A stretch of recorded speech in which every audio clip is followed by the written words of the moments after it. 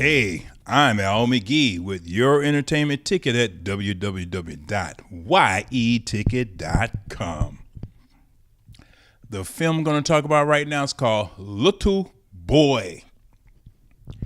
Well, this film is about an 8-year-old boy during the 40s, during World War II. His father owns a business, fixing cars, things like that. And he has another son, which is older than the 8-year-old. That son, teenager, he cannot go to war because he has flat feet. Now, his father's in his 40s, late 30s or 40s, but he's decided to go to war. This is World War II.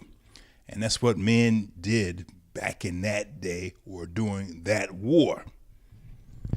So the father leaves the two kids and the mom behind.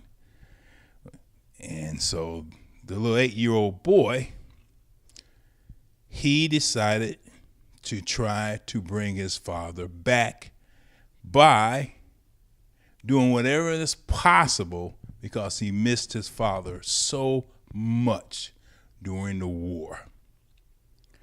Directed by Alejandro Monteverde and Pepe Portillo, they wrote this screenplay. It almost seemed like it's a true story, but it's not. It's just a narrative. But anyway, Pepper, and he's called Little Boy because he was picked on by bullies in his town because he's a short little kid. In fact, he goes to the doctor to see if he's a dwarf, because he's not growing fast enough as normal kids would do at their age. And the doctor was played by Kevin James. So Kevin James, the doctor, was interested in Pepper's mom, because the father was away and, the doctor didn't have a wife. She died, but he had a teenage son, big fat kid, who picked on Pepper, or Little Boy. That's why they called him Little Boy. So, like I say, he wanted to do anything to bring his father home. So he meet the priest, and the priest is played by Tom Wilkinson. Tom Wilkinson gives him a list of things to do, and possibility his father will come home. And on the list, he has to befriend a Japanese citizen because the town hated him because at this time we're fighting the Japanese. And during that time too, they imprisoned many Japanese citizens, mostly in California.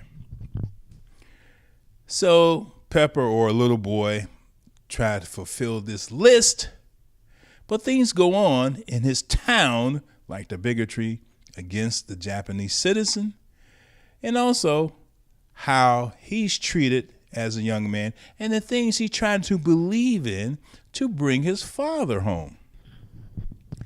He also tried to use magic, but also he tried to use faith and pray to God and things like that.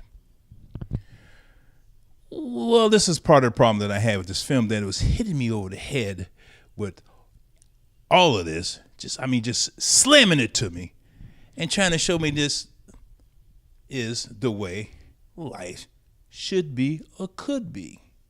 But then it did not really deal with real reality. That's why I couldn't deal with this film. It really didn't really deal with all the racism that went on in this town. The town was named O'Hara.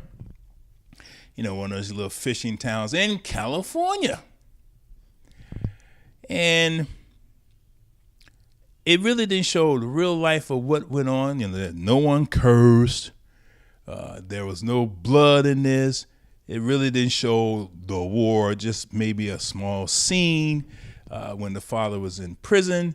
And, it didn't deal with reality. Now, before the film started, there was a video showing the producers and the directors begging you to love this film and telling you how difficult it was for them to finally get this film out. It took them 5 to 6 years to finally get this film out. They were begging you, oh, you're going to love it. You will love it. Please love it. Again, that's the problem I had with this film. They trying so desperately hard for you to spend your money for a Lifetime movie. You know, Lifetime, the cable company, the cable channel. That's what this movie exactly felt like, looked like. Now, it was shot okay, you know, it was all right. Yeah, it was okay. Wasn't that beautiful, but it was okay. Wasn't that rich, detailed look. You know, obviously, they must have ran out of money or they didn't have enough money. But they did get these actors in there. Like I said, they had Tom Wilkinson in it, Jakob Salvati, Michael Rapaport, Emily Watson, David Henrie, Ted Levine, Ben Chaplin, Abraham Ben Ruby, and, you know, and other people in this film too. But like I say, if I wanted to see a Lifetime movie, I could have stayed home instead of driving about 45 miles round trip in the rain to see something like this that I was a little bit disappointed in. Now, the story and everything in it, people will believe it, will enjoy that. There are many who will enjoy that.